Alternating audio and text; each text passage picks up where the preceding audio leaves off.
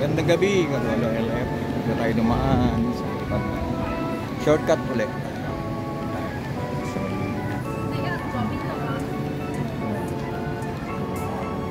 Todis tayo dumaan kasi mas madali ang way dito kaysa kung sa kabila.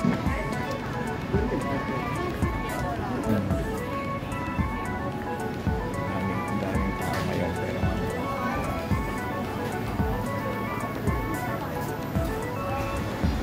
diba, meron kahapon dumaan ako sa shortcut malapit sa trabaho.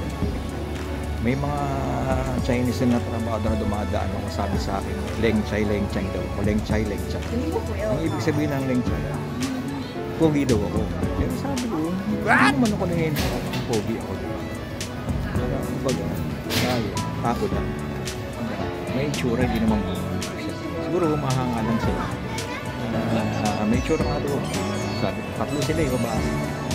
Pero salamat, di ba?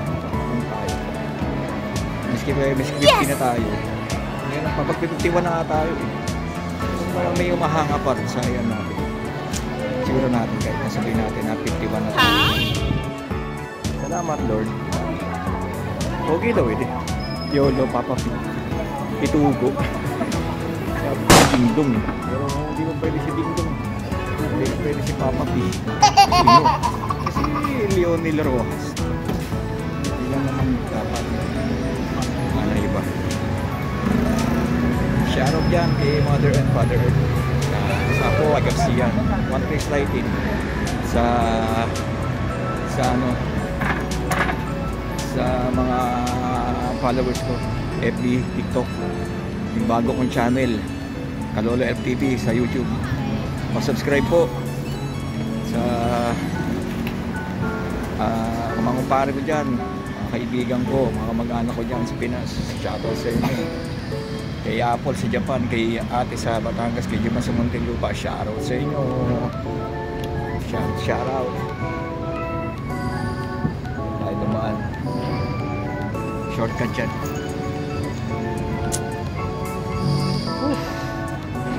Ganun pa rin. Umaga pa rin ang uwi natin. Pero may iba na schedule pag pagdating ng dumating ng bakasyon dalawa.